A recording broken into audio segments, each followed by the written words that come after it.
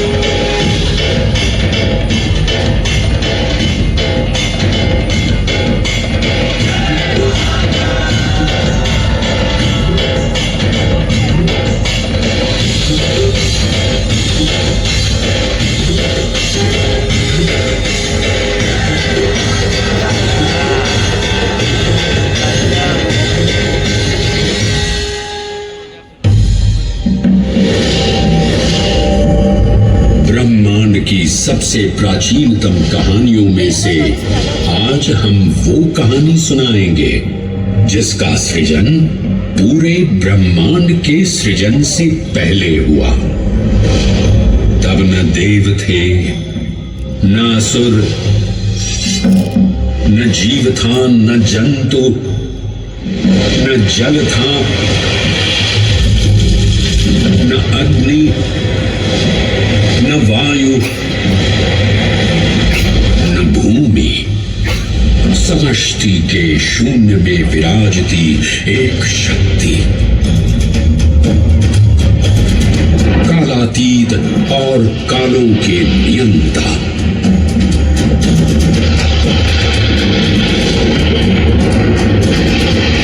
विधाता भी और विध्वंसक भी, अखंड, अचल, अविनाशी। ये कथा है उस महादेव के महाकाल स्वरूप की, जो सृष्टि के आरंभ भी हैं और काल के आगमन भी हैं। वे ही काल के सृजन करता और नियंत्रण करता भी है।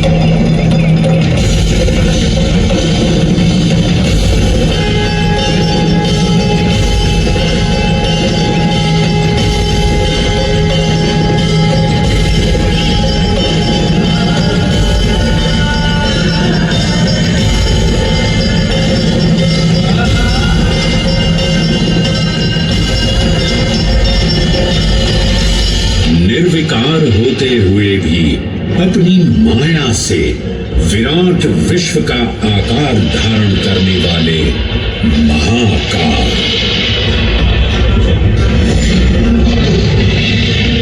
मेरुगिरी को धनुष और भगवान विष्णु को बाण बना दैत्यों के 3 पुरों का नाश करने वाले महाकाल। वो महाकाल जो तीनों लोकों में विद्यमान सभी शिवलिंगों में प्रधान है।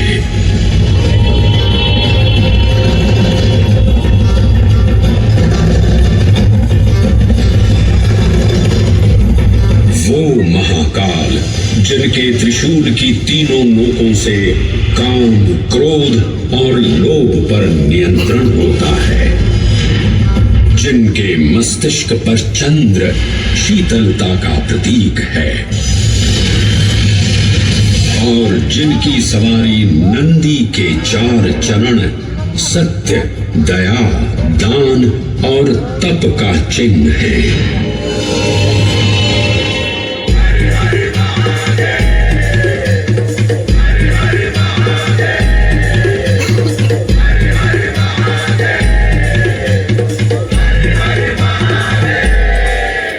न पुण्यं न पापं न सौख्यं न दुःखं न मन्त्रो न तीर्थं न वेदा न यज्ञः अहं भोजनं नैव भोज्यं न भोक्ता चिदानन्दरूपः शिवोऽहं शिवोऽहम्।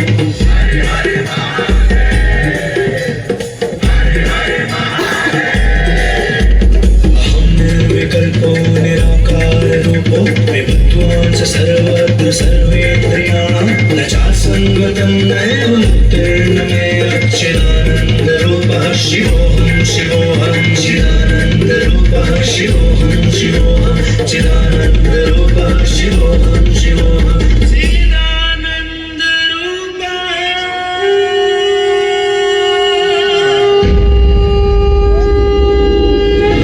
वराह पुराण में कहा गया है, नाभिदेशे महाकालस्तन्नाम्ना तत्र वै हरः, अर्थात नाभिदेश उज्जैन में स्थित भगवान महाकालेश्वर तीनों लोकों में पूजनीय हैं।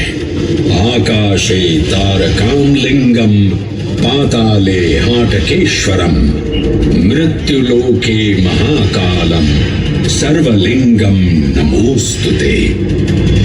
आकाश में तारक लिंग के रूप में, पाताल में हाटकेश्वर के रूप में और मृत्युलोक में महाकाल के रूप में स्थित भगवान शिव को प्रणाम। समस्त लिंग स्वरूपों में विद्यमान भगवान शिव को सादर नमस्कार। नाभिदेश उज्जैन का अटूट बंधन है महाकाल के साथ, जो महाकाल स्तोत्र में उल्लिखित है। उज्जयिन्यां महाकालम महाकालेश्वरम हरम महाकालम महायोगिनम नमामि पार्वती पतिम। तो चलिए मैं आपको कथा सुनाता हूँ किसी महान उज्जैन नगर की। उज्जैन, जिसे संस्कृत साहित्य में अवंतिका, विशाला, कुशस्थली, पद्मावती, कनकश्रृंगा, स्वर्णश्रृंगा, प्रतिकल्पा, कुमुदवती और अमरावती के नाम से पुकारा गया।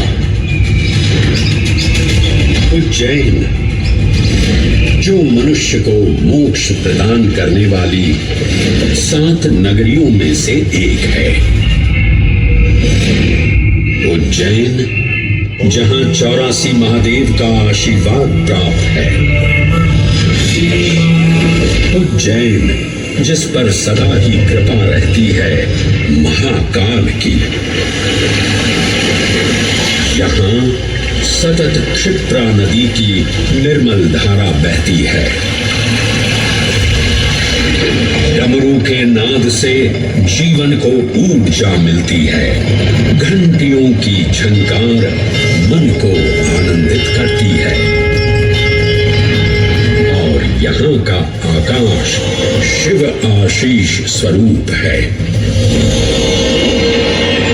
श्मशान ऊषर क्षेत्र पीठम तू मनमेव च पंचकत्र न लभ्यते महाकाल पुरद्दते। अर्थात यहाँ पर श्मशान, ऊषर यानी अनुपजाऊ भूमि, क्षेत्र अर्थात पवित्र भूमि, पीठ यानी शक्ति स्थान और मन अर्थात आध्यात्मिक शांति का स्थल, पांचों एक ही स्थान पर उपलब्ध हैं।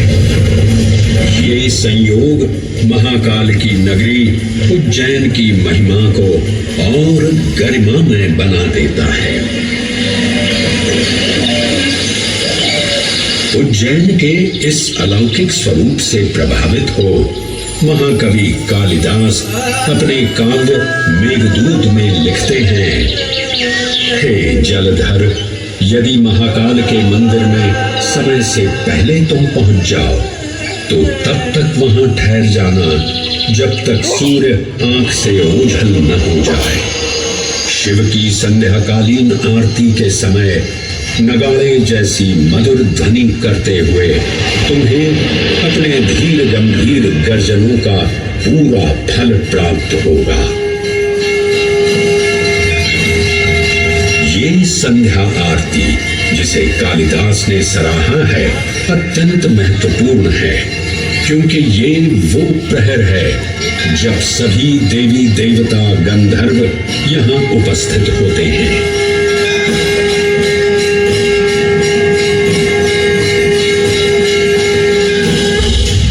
उज्जैन की महिमा अद्वितीय है।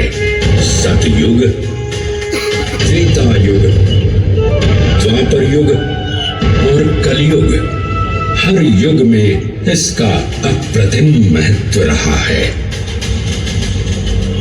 इस काल यात्रा में सबसे पहले आपको सतयुग के उस कालखंड में ले चलता हूं जहां देव और दानव एकत्रित हैं समुद्र मंथन करने के लिए। मन की आंखों से कल्पना कीजिए, भगवान विष्णु ने कूर्म का रूप ले मंदरांचल पर्वत को अपनी पीठ पर उठा रखा है। सागर से विकराल लहरें उठ रही हैं, मेघ भयानक गर्जना कर रहे हैं। देव और दानव वासुकी सर्प को नीति बना और मंदार पर्वत को मथनी बना सागर को मथ रहे हैं कि तभी जल का पाप कालकूट विष निकलता है और पूरी सृष्टि को अपने ताप से झुलसाने लगता है। इस भयावह स्थिति ने देवताओं और असुरों के बीच हाहाकार मचा दिया। ये कैसा अनर्थ है? लक्ष्य था अमृतत्व का, और अब मृत्यु की विकराल छवि हमारी आंखों के समक्ष मंडरा रही है। इस भयंकर संकट से केवल वही उद्धारकर्ता मुक्ति दिला सकते हैं जो समस्त विश्व के परम संरक्षक हैं। तभी सब महादेव की शरण में जाते हैं और पुकार लगाते हैं, ओम नमो भगवते रुद्राय।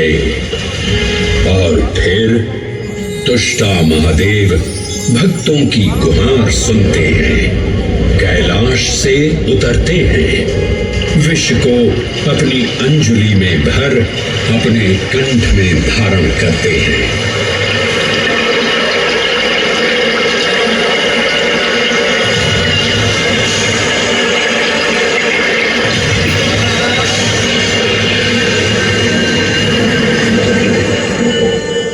अंततो गत्वा सागर मंथन से अमृत कलश प्रकट होता है।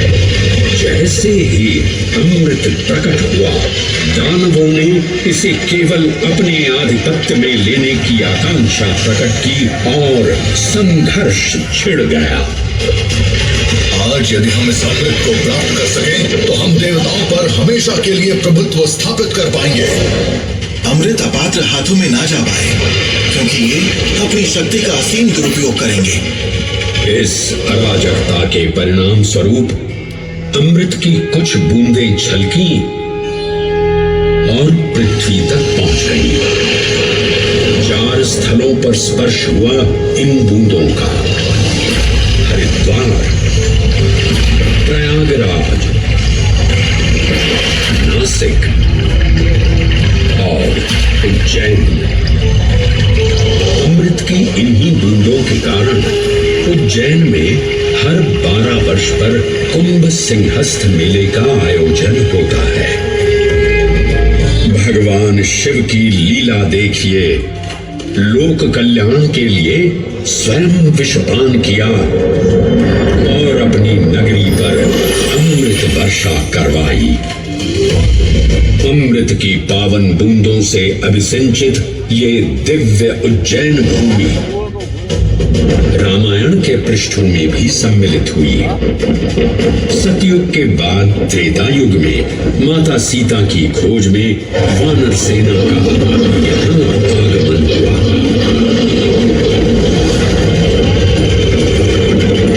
समय की इस यात्रा के माध्यम से अब प्रवेश करते हैं वाल्मीकि रामायण के किष्किंधा कांड में।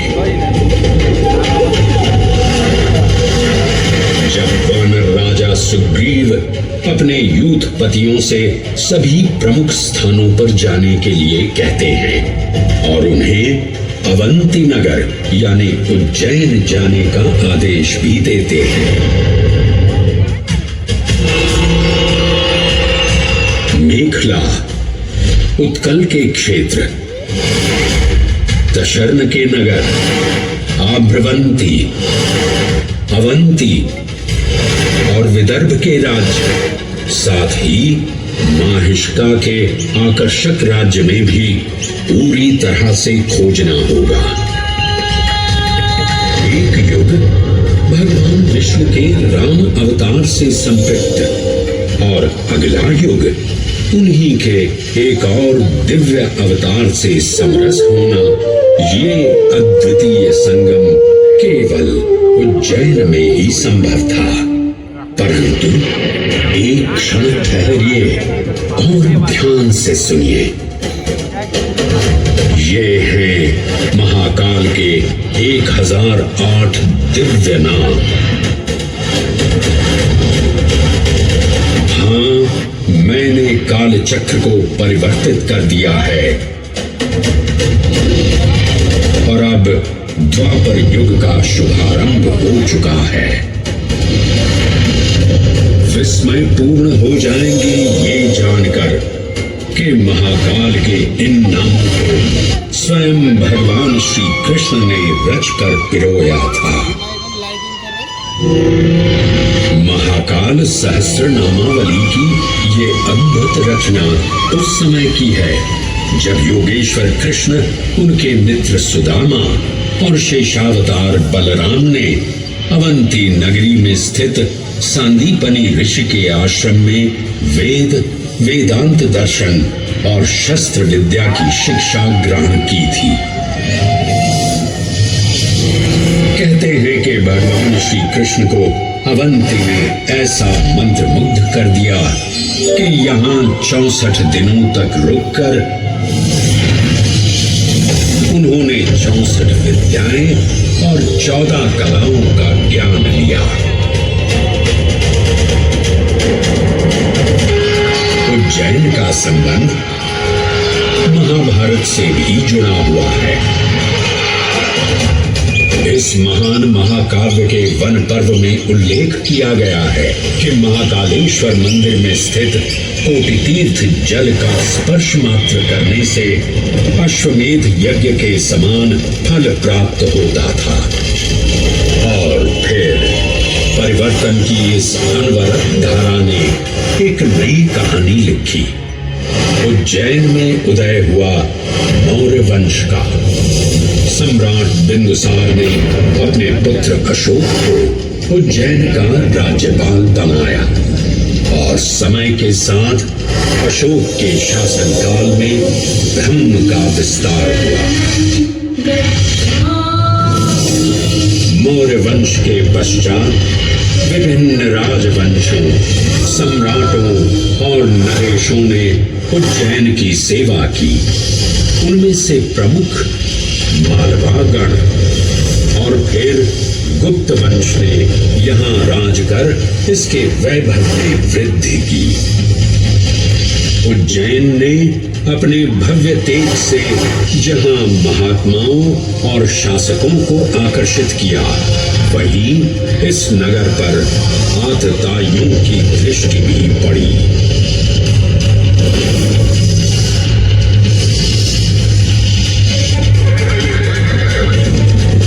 मध्य एशिया की खानाबदोश जनजाति थी, जिन्होंने उत्तर पश्चिमी और मध्य भारत के कुछ हिस्सों पर आक्रमण कर अपना शासन स्थापित किया।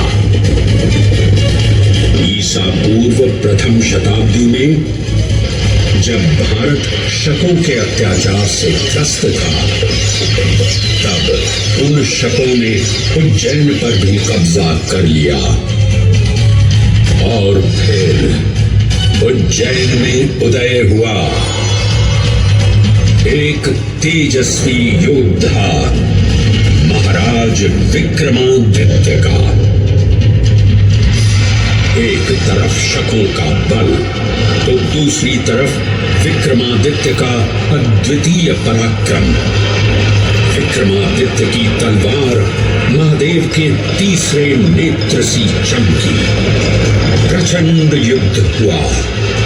महाकाल की कृपा से शूरवीरों ने शकों को परास्त किया और उज्जैन में गणतांत्रिक शासन स्थापित किया।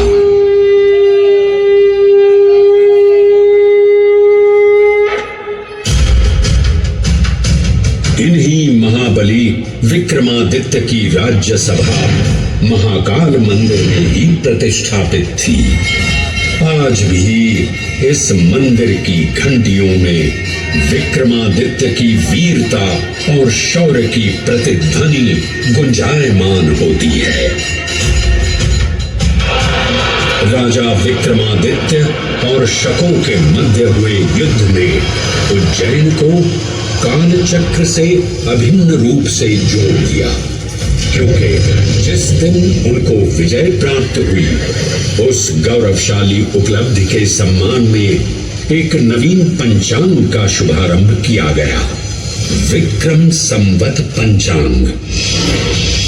आज भी कई हिंदू पर्व और धार्मिक अनुष्ठान विक्रम संवत पर आधारित हैं।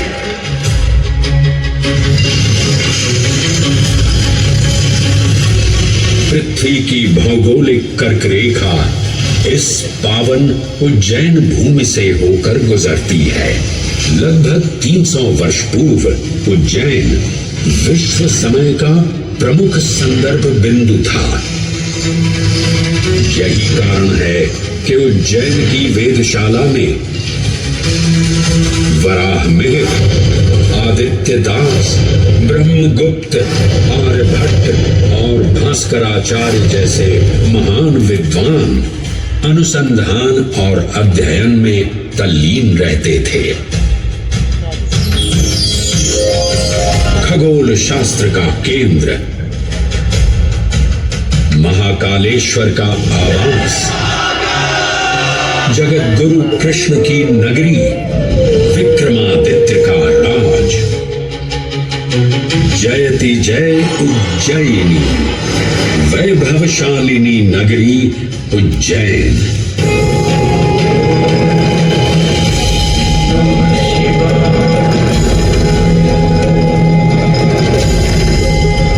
श्वासों को शिव मंत्र से अलंकृत कर, मन को भाव की गंगा से निर्मल कर, जो भी उज्जैन में महादेव की शरण लेता है, उसका कल्याण होना निश्चित है। आज सुनी सबने गाथा महाकाल की, दर्शन जिनके दुर्लभ हैं, नमन करे जिन्हें काल भी, चरण में जिनके है बसा। ये समस्त संसार कभी नहीं देखा होगा धरती पर ऐसा चमत्कार।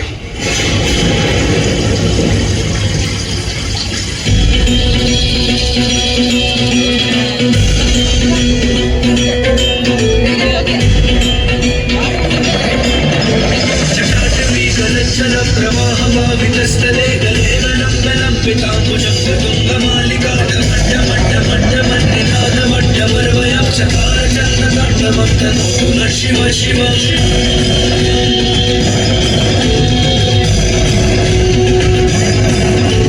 जटाकटाः सम्भ्रमभ्रमण्डिलिम्बनिर्झरी विलोल